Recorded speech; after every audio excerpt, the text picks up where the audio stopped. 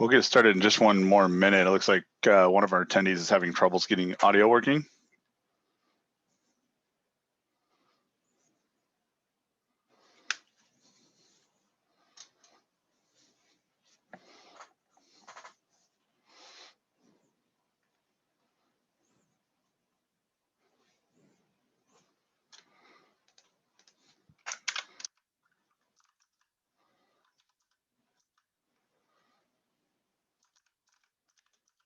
There we go. Can you hear me now, Australia? Or Australia? Australia, that's not two I's. Yeah. Okay, cool. Can you hear me, Jocelyn? Yes. All right, cool. Let's go ahead and get started. So thank you for coming today. We're going to talk a little bit about the PCAT and what you might need to know about that and whether or not you need to take it. So that'll actually be the first thing I want to talk about is before you register for the PCAT, you want to make sure you need to take the PCAT. So if you're planning only to applying schools in California, you do not need the PCAT for any of the schools in California. It has also, after this year, been dropped by several more schools nationally. So you definitely want to verify that you, in fact, you need to take the PCAT before you go about prepping for it, registering for it, and taking it. So like there have been changes recently about the number of schools that have taken it, and now it used to be only about 40% of the schools. It's actually lower than that now. So even if you think you need to right now, go back and recheck, because after COVID summer, when a lot of people couldn't take it, a lot of schools just upright and quit using the PCAT at all. Not just saying it's optional, but just saying, hey, we don't need people to take it, because it's one of the tests that's very limited in scope. So check that first before you go through all the effort of working on anything prep wise, just to make sure you actually need to take it. When you do know that you have to take it, here's how the PCAT works. It's only offered certain parts of the year. So you got like a week in October, a couple days in January, a couple days in February, a couple days in March, and then the cycle starts over again. So right now we don't have the July, September, and October dates for 2021 yet because they haven't released them. But right now, to take the test on, like say January 6th, you would have to have it registered by last week.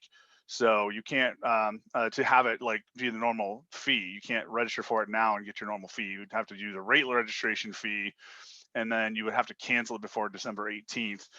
So you have until really December 16th to register, but not at its cheap fee. Well, cheaper fee. You have to add that $49. So the next time that most of us are probably looking to be able to take it is in February or March.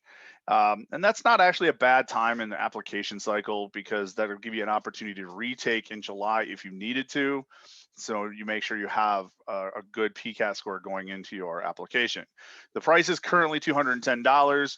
It generally goes up year after year by like $5 or so. We just don't know what that's going to be, if it's going to increase for next year. If the AAMC is any guide, the MCAT did not go up in price this year, which was a little surprising, but it may be the same thing for PCAT if they sort of take and follow suit on that. Can you retake it? Yes. Can you be registered for more than one date at a time? No. You can take it 5 times total. And 5 times total, that's way more than you ever want to take it. If you're taking it 5 times, you should like figure out why you think you have to be taking it that many times, and like make sure you're ready to take it before you take it again. because you don't want to go into this thing cold. It is not an easy test. It's not simple. There's a lot going on in it. In fact, I would actually estimate that this is probably the hardest of all the standardized tests going into a pre-health career at this point. Yes, I'm saying that it's harder than the MCAT and it's harder than the DAT and the OAT because it's actually a little bit of both of those tests combined. So it is not a simple test. It is very, very challenging. If you want to take it a sixth time, you have to get special permission. And generally speaking, you're probably not going to get the special permission to take it a sixth time. You'd have to have very good reason for that to be happening. Especially since so few schools actually really need the PCAT. So what is the structure of this test? So you start out with a writing section, 30 minutes on one essay. Just plan your writing out. This isn't too bad. Nobody actually really cares all that much about the writing score, even if you take the PCAT, even if your school requires it. Then you get a test that's on biological processes. You're going to see 20 passage-based questions and 28 discrete questions. And that's what I mean. It's a little bit of a mixture between the MCAT and the DAT. The MCAT is passage-based. The DAT is all discrete. And here you've got to sort of balance both of that together. You have 20 passage-based questions in 5 passages, which means the 5 passages are all going to have only 4 questions each, which means that's a lot of time investment in a passage to answer only 4 questions. So you really should only be spending about 5 minutes a passage, and then about 1 minute per question on the remaining 28 questions. And the same thing happens in chemical processes. So this is the chemistry, the GChem and the OChem and the biochem that you're gonna be running into. Then you have a break. It says it's optional, but do it anyway. You wanna make sure that you're ready and good to go for the next section, which is critical reading, which is all passages. It's 6 passages with 48 questions each. Here the time investment makes sense because each passage is going to have more than 4 questions clearly, and so spending 8 minutes per passage is much more useful. It's much more effective. Then finally you end up with quantitative reasoning, which is all discrete questions, and you get about 1 minute per question, a little over that for the math questions. You do get a calculator, but it is an on-screen calculator, and it only does plus, minus, divide, and multiply. And negative. So you don't have functions like squared or to the power of or square root or sine cosine. If you have to do any of that kind of stuff, it has to be done by hand or by doing it some other way. Now on every section, you have 48 questions, but 8 of them are experimental and 40 of them are scored. The experimental questions are not identified for you, but they will not count towards your score. So really you're doing a test of 160 questions and you're going to be graded on just those 160 questions. But like I said, they're not going to tell you which ones are scored or unscored. So you have to treat them all like they're being scored. So all in, you're talking, it's about a 4-hour test. It can feel very tedious. The pacing is very fast. It's faster than it is for the MCAT. It's about on par with what the DAT does. Scoring wise, the score is anywhere from 200 to 600, with the median being approximately 400. Approximately because that's what it was when it was first released. It tends to drift over time. The writing score is graded from 0 to 6 on a half-point increment scale, and the median there's about a 3. So as long as you're getting around a 4.5 or above, you're fine on the writing. It means that you're writing capable English, so you should be safe there. This is a scaled test. It is not curved. Scaled meaning you're compared against a statistical model. You're not compared against other people. They use past years to determine what that statistical model looks like to hopefully make sure that when they give the test based on the difficulty of the questions, they get a median that's around 400. So they want people pretty much centered on that average quote unquote score. There is no guessing penalty. So you might as well just guess on every question if you don't know the answer. And then there, like I said, there's unscored experimental questions. So this is an example of a sample score report that you might see. It shows your scaled score, the SS, for each of the sections, and then your composite. And the composite is just an average of the 4 SS scores. Then you've got the percentile rank, that's the PR. So this person, whoever did this one, scored at or above the 50th percentile in all sections, which is basically your minimum. You want to at least hit the minimum of above 50th percentile to be a competitive score. As we're going to see, you probably want a little bit higher than that to just to make yourself stand out a little bit more. So based on the PharmCast numbers, and I know not all pharmacy schools use PharmCast, but based on the PharmCast information, here's what the average matriculant scores are. The average matriculant scores on average 409 or about 410. I would say 410 is a nice target for everybody that's prepping for this thing. Notice the sections that are lower. Quantitative reasoning and reading comprehension are the two lowest subscores. That's pretty much to be expected. And by a long shot in the case of the reading comprehension section. So not that I ever want that to be what you're shooting for. I still think you should be shooting for 410 in every section, but it's not uncommon for that section to be lower and the sciences to be higher. You want to have a relatively balanced score. It's okay if one of the sections is a little bit lower like the reading is. The average GPA overall, by the way, is 3.3 with the science GPA running a little bit like about 2.2 below. That's normal.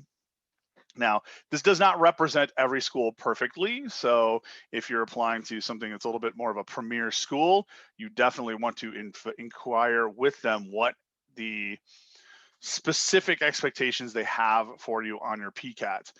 Because they can vary, but for the most part, 410 is a nice solid target number overall for everybody. What is covered on the test? Well, excuse me, the biological processes section covers basically what you're going to get in general biology, with an emphasis on micro and anatomy and physiology. So I don't think it's necessary, and we'll talk about this in more specific details. I don't think it's necessary to like really go out of your way to take anatomy for this test, but it will definitely be helpful. But like this is really just out of your general bio class, BIS 2A, B, and C. They don't really go deeper down the well than those things. But considering it's been a long time since you've probably taken BIS 2B and C, 2A, B, and C, then it might be difficult to remember some of those things, which is why it can be valuable to take micro, physiology, and anatomy closer to the time you're taking the PCAT. And just to point out, there's nothing here that jumps out at me as being excessively strange. This is all your general information that you're going to see. Like when it comes to microbiology, I think immunity is the thing that people might need to do the most brushing up in, because the immune system tends to be a little bit more complicated. The chemical processes includes general chemistry, organic chemistry, and basic biochemistry. So if you're looking at the subject matter here, it's just your basic GChem kind of information. Something that I want to say that they've de-emphasized is the electrochemical kind of content. So you're not looking at things like the Nernst equation on this in any great detail. Equilibrium seems to be not a big piece of this as well. So they stick pretty much to just general kinetics, types of reactions, stoichiometry, solution calculations. Something that some folks don't get out of their GChem class because it's one of those afterthought topics is nuclear decay. So that's not too bad to study up on your own. The organic chemistry, honestly, is something that you could probably study up on your own without having organic before you take the test, because you're barely covering any organic chemistry on the test itself. And the basic biochemistry is what you would cover in a normal organic chemistry class anyway. So is it better to have OChem before you take the test? Yes. Could you get away without it? Probably. The critical reading section is the first section. The first sort of category they have is basically vocabulary and context. Like what's the whole passage mean? Taking the details and coming in with total meaning. The second part is taking something that you read in the text and then like answering a question using that information. So can you interpret some new situation based on what the text says? And then the last kind, evaluation, is where you're saying, is this an assumption? Is this a reasonable argument? Is this an unreasonable argument? You're basically asked to challenge what the author wrote and whether or not it is valid. And so that's where you're getting into these judgment type questions that could be a little bit more challenging. Out of all of them, those are probably the most difficult types of questions. Quantitative reasoning here is surprising. The one thing that I always found fascinating by the PCAT is that these topics right here, you will be tested on pre-calc and calc knowledge. You do have to know how to do derivatives. You do have to know how to do partial derivatives. You do have to know how to do integrals for this test. And you also have to do it quickly. So you have to review your differentiation tables and integral tables so you can do it fast. How to calculate a limit. So this already hands down makes this the single most difficult math section out there. So you've got to make sure you've reviewed your calc before coming into this test. The pre-calc isn't too bad. It's just basically vectors and graphs vectors and logs, not graphs, but logs, like semi-log graphs and log graphs, things like that, how to read them, how to use them. The rest of this is all high school math. This is not math that's going to be the challenging stuff. It's going to be stuff that you've forgotten. So what's funny is this is stuff you remember. This is the stuff you've forgotten. And the stuff you remember might be difficult. The stuff you remember is probably going to be difficult. That you don't remember is going to be difficult because you don't remember how to do it. Some very basic things like unit conversions, equivalent fractions and ratios, things like that. Then we've got our writing prompt. Really, it's going to be on either health, a science, or some kind of social science issue. And it's an issue prompt. So what your job is to basically pick a side of the issue and make 3 points in favor of your side. And then I would say make a counterpoint. So it's a really classic 6-paragraph essay. Don't try to be fancy with the writing, just stick to the basic structures. Not C-spot run type basic structures, but at least don't have like sentences that span 4 lines, because the people that read these and grade these are really looking for your 3 points and your counterpoint, and that's about it. If you write very well, but in a very complicated way, the reader that's going to grade these things is going to have a hard time finding the points you're making. So awesome writing tends to get a lower score. Okay writing tends to get a higher score. It's really terrible that that's the case, but if you think about it, it makes sense, because the folks that are grading these things are grading stacks of these and they want to grade them as fast as humanly possible. So they're not really doing a good job reading through these things, trying to make sense of them. So if you just keep it small or keep it simple, it's a lot easier for the reader to find the information that you need them to find. So as far as prerequisites are concerned, what should you be taking before you take this class? Definitely general bio, general chemistry, stats, and calc. I said you can probably get away without the organic chemistry for this test. You can definitely get away without the biochemistry.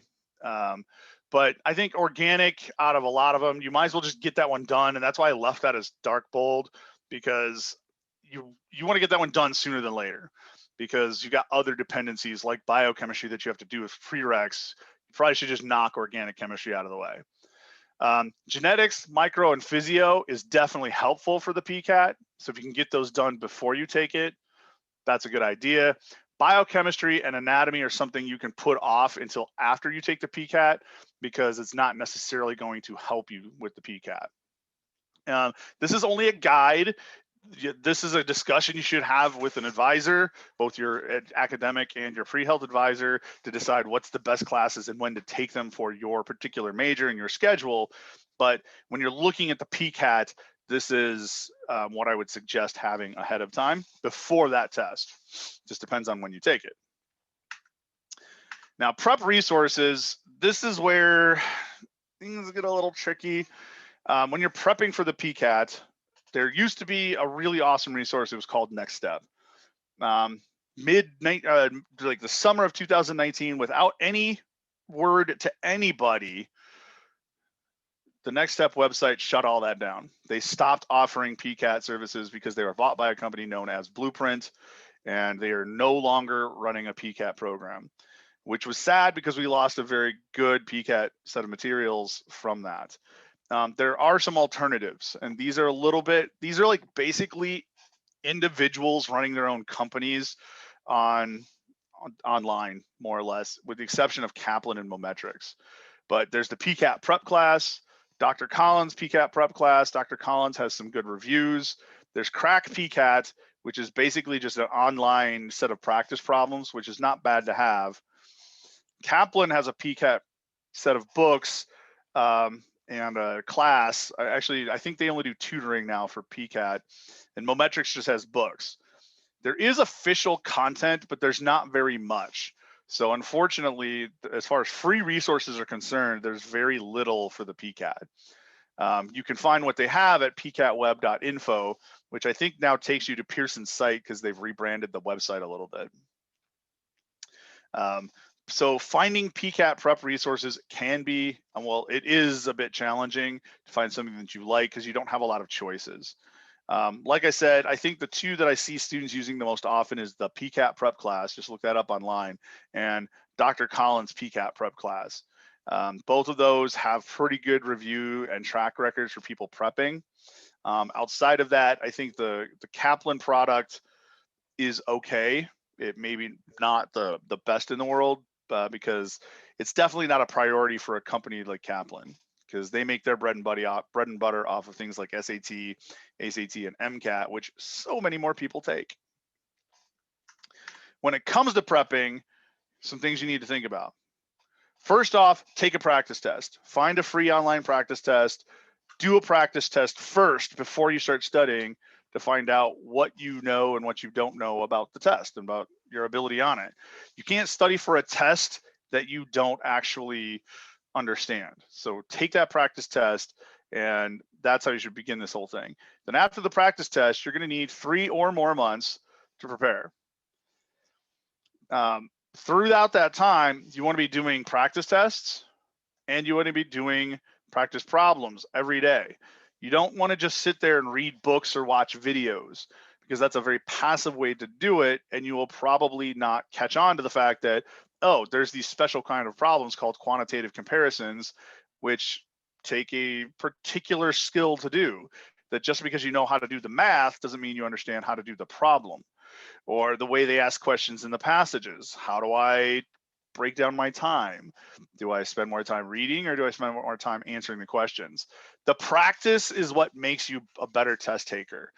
So plan on doing content and practice all the time, and then take periodic practice tests as you go to find out what your progress is. Because little bits of progress over time is far more effective than seeing a massive change in your score. Sometimes what I see is somebody starts with their practice test with a 390, and then they take their second practice test and get a 395, and they get upset. Don't get upset. That was a huge improvement, but you didn't hit the 410, which is what your target was. But your job isn't to go from 395 or 390 to 410 in one step. If you take 5 or 6 practice tests, you only have to improve 2 or 3 points on each of those practice tests to feel like you're making progress, to feel confidence building in that process. And then to really do a good job, a good time to do studying for the PCAT is actually not during the school year. It's probably set aside a summer when you're either taking one class or no classes, and spend about 4 to 6 hours a day. Treat it like it's almost a full-time job. Like if you work 6 hours a day for 6 days a week, you're working more or less a full-time job, and you can treat it like that. And that way you give enough time to do the practice, to put your feet into the content and start to understand this thing. If you try to prep for this in like 2 months, or God forbid, like 3 or 4 weeks, you're just probably not going to be able to be ready in time. So plan this out in advance, get that practice test done, find out just how much work you have to do as you do it. The last thing I'll say is you do want to rotate through the content areas when you're studying. So like make Monday bio day, make Tuesday GChem day, make Wednesday organic day, make Thursday math day. Like splitting it up like that allows you to just sort of take a break from something if it's frustrating you, and allows you to customize your schedule a little bit more. Plus, if you say do all of the biology in the first 3 weeks, then you're going to forget a lot of that biology by the time you get to the actual test. It's better to rotate through the subjects than to do all of one and then all of the next and all of the next, just from a memory standpoint.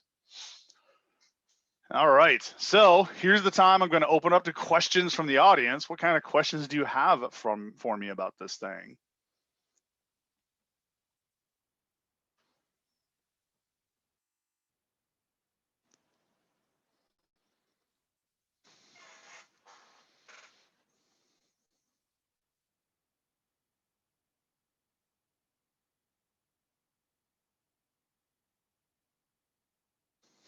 My least favorite thing about Zoom, I can't tell if people are typing something and I have just to wait.